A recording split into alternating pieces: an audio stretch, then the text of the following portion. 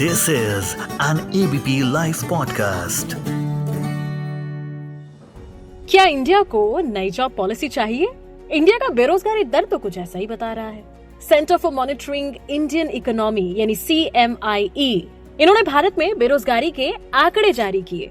इस डेटा के मुताबिक मार्च में भारत में बेरोजगारी रेट तेजी से बढ़ा है, जो 3 महीने के उच्च स्तर पर पहुंच चुकी है। मार्च के नए डेटा के अनुसार इंडिया में अनएम्प्लॉयमेंट रेट 7.8% के हाई लेवल पर है। मार्च में भारत के शहरी क्षेत्रों में बेरोजगारी दर 8.4% तक पहुंच गई है, जबकि ग्रामीण एरिया की अगर हम बात करें तो बेरोजगारी दर 7.5% है। बेरोजगारी सबसे ज्यादा हरियाणा में है 26.8%। इसके बाद अगर हम नजर डालें तो राजस्थान में 26.6%, जम्मू और कश्मीर में 23.1%, सिक्किम में 20.7%, बिहार में 17.6% और झारखंड में 17.5% पर है। उत्तराखंड और छत्तीसगढ़ की बात करें तो यहाँ अनएम्प्लॉयमेंट रेट सबसे कम 0.8% है। तो आखिर हरियाणा में ऐसा क्या हुआ कि समृद्ध राज्य होने के बावजूद बेरोजगारी दर सबसे ज्यादा आया? ये बेरोजगारी दर आखिर किन चीजों पर निर्भर करती है? कैसे और कब तक ये पटरी पर आएगी? जानेंगे आज सब कुछ अनएम्प्लॉयमेंट रेट के बारे में सिर्फ एबीपी लाइव पॉडकास्ट पर। हेलो, मैं मानसी हूँ आपके साथ लेकर के FYI, जहाँ मेरे साथ में जुड़ चुके हैं economist Akash Chandal. Welcome to ABP live podcast.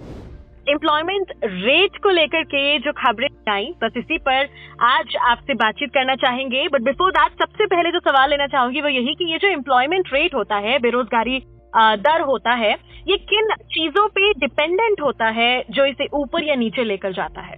जी, हम इस टर्म को अनएम्प्लॉयमेंट रेट कहेंगे। अनएम्प्लॉयमेंट रेट, ये अनएम्प्लॉयमेंट रेट बेसिकली वो रिफ्लेक्ट करता है दुनिया की ग्लोबल पोजीशन और हिंदुस्तान की इकोनॉमी। आज जो एक अनएम्प्लॉयमेंट रेट है जो बहुत हाई है, वो ये दिखा रहा है कि दुनिया जो है ग्लोबल इकोनॉमी रिसेशन के काफी करीब पहुंची हुई है। हिंदुस्तान की इकोनॉमी हालांकि सही चल रही है, 6% के आसपास की GDP ग्रोथ की पूरे फाइनेंशियल ईयर की हमें उम्मीद है।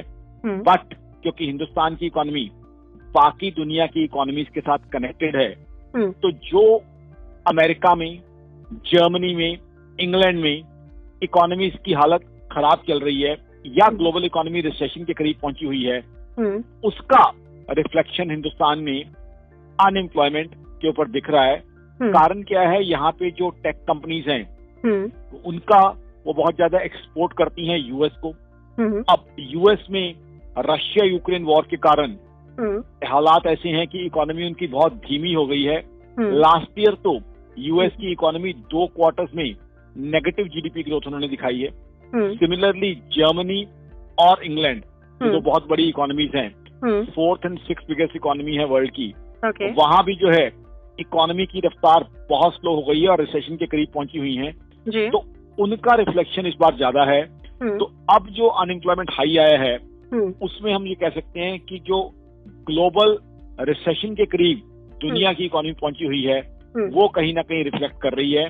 दुनिया के अंदर IT कंपनीज में कईयों में मैसिव लेऑफ्स यानी रिट्रेंचमेंट्स हुए हैं, तो उसका इम्पैक्ट हिंदुस्तान की टेक्नोलॉजी कंपनीज में भी कुछ पड़ा है। तो कहीं ना कहीं जो है वो जो दुनिया के हालात हैं, मेरा ये पर्सनल लेवल पे मानना है कि जो ग्लोबल इकोनॉमी के हालात हैं, मेरा ये बिलीफ है वो कहीं ना कहीं अनएम्प्लॉयमेंट डेटा में रिफ्लेक्ट कर रहे हैं। जी, और शायद यही कारण है कि मंथ मार्च का अगर हम देखें तो अनएम्प्लॉयमेंट रेट बढ़ने की यही वजह है।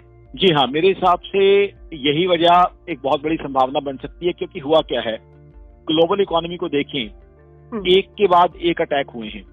सबसे पहले कोरोना, जिसने ग्लोबल इकोनॉमी की कमर तोड़ दी। अब the global economy had just started recovering from corona, that Russia Ukraine war started. Now Russia Ukraine war has been going on and it's getting more intense. उसका इम्पैक्ट पड़ रहा है। तो अभी रशिया यूक्रेन वॉर के impact से global economy ने अपने आप को एडजस्ट करना शुरू किया था कि we had news that there was a problem with 3 US banks, then there was a problem with the European bank. तो global economy had regular attacks, first corona, then Russia Ukraine war, then issue with certain US banks, then with the European bank.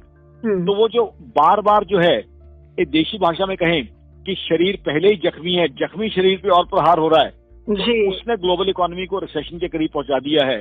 तो that is something, मेरा ही personal belief है, I believe that कि वो कहीं ना कहीं unemployment data बढ़ने में वो दिखा रहा है, क्योंकि जो ग्लोबल टेक कंपनीज है उसमें रिट्रेंचमेंट्स भी हुई हैं, ले ऑफ्स भी हुई हैं, मैसिव ले ऑफ्स भी हुए हैं कई जगह। जी बिल्कुल। जो नेशनल एम्प्लॉयमेंट स्कीम है या आत्मनिर्भर भारत जैसी स्कीम्स हैं, इनका अच्छा बुरा कैसा रोल रहा, कुछ इसके बारे में अगर आप इन्फो हमें देना चाहेंगे?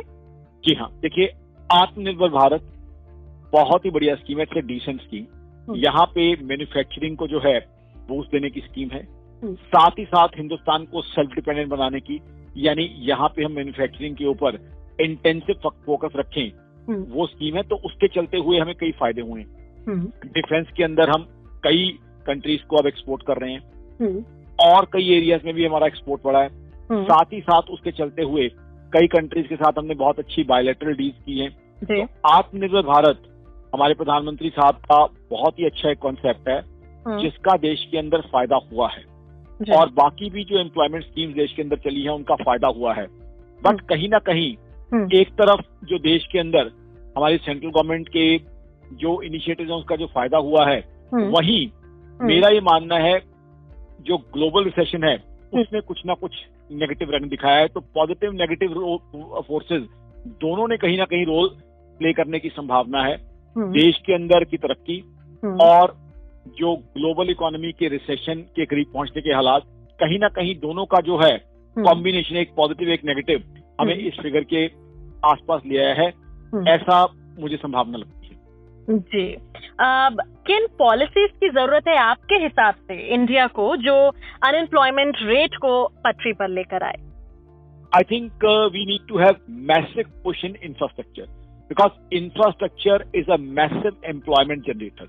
Now, infrastructure means in case you construct a railway line, in case you construct a flyover, so many people get employment. Like in case a flyover has to be built, then laborers, masons, raw material suppliers, truckers, security guard, construction company, architects, so many people, they directly and indirectly get employment. Then a cement manufacturing company would get to supply cement. Then there would be another company who will be supplying construction equipment. Now a cement construction company, a cement supplier company itself gives employment to so many people. So infrastructure is something which gives massive employment, and I'm very happy in this budget which was announced on 1st of February. There has been a lot of focus on capex. So the government has put lot of focus on capex. So what would happen is that there would be expenditure, there would be allocation on infrastructure, lot of capex would be there. So I think what would happen is by जुलाई और अगस्त जो budget के अंदर अच्छी announcements हुई हैं जो capex को लेके, वो उसकी वजह से एम्प्लॉयमेंट जनरेट शुरू होने जाएगी, क्योंकि वो जो बजट की अनाउंसमेंट था उसका धीरे धीरे असर आएगा।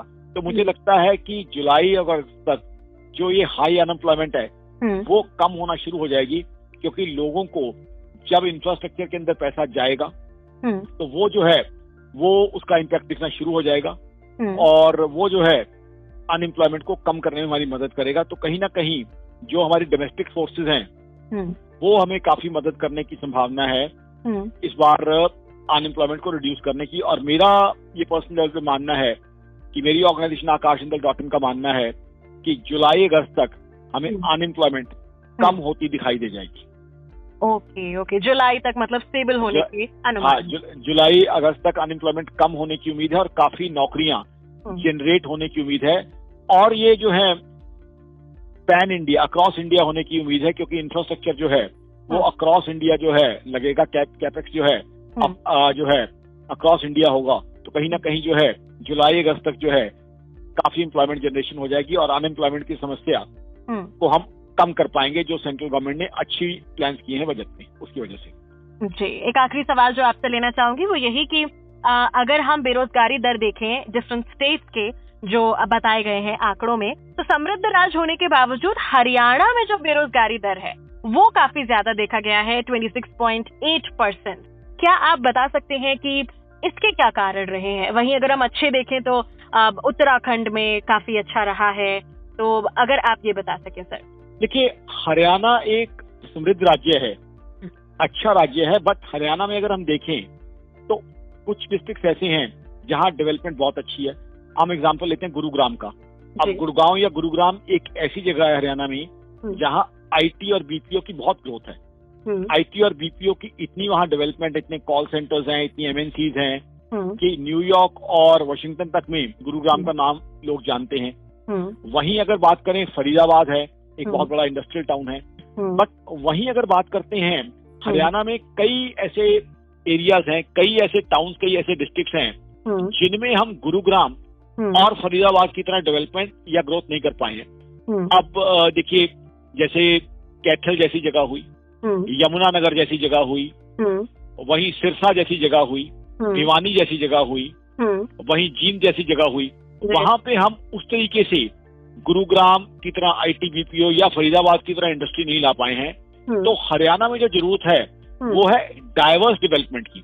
हरियाणा तब जाके एम्प्लॉयमेंट जनरेटर मैक्सिमम बनेगा अगर हम जींद में, भिवानी में, कैथल में, यमुनानगर में उस तरह का आईटी बीपीओ या उस तरह की मैसिव मैन्युफैक्चरिंग ला पाए। देखिए, जॉब जनरेशन कहाँ होती है? मैन्युफैक्चरिंग जो है बहुत ज्यादा जॉब जनरेट करती है। एक कार बनाने वाली कंपनी 15 या 20 हजार जॉब्स दे सकती है। सिमिलरली आईटी और बीपीओ मैसिव एम्प्लॉयमेंट प्रोवाइडर्स हैं। तो हरियाणा का जो बजट आया है इस बार काफी अच्छा है और हरियाणा में जो करंट गवर्नमेंट है वो इस तरफ काम कर रही है। कुछ वहाँ जो है ग्लोबल इन्वेस्टमेंट्स भी लाने की कोशिश होनी चाहिए, क्योंकि ग्लोबल मनी आएगा तो वहाँ पे जो है डेवलपमेंट हो सकती है। तो कहीं ना कहीं हरियाणा में इस चीज को लेके प्रयास हो रहा है और जो डेवलपमेंट गुरुग्राम में हुई है, जो फरीदाबाद में हुई है, वो बाकी डिस्ट्रिक्ट्स में, बाकी एरियाज में होनी चाहिए।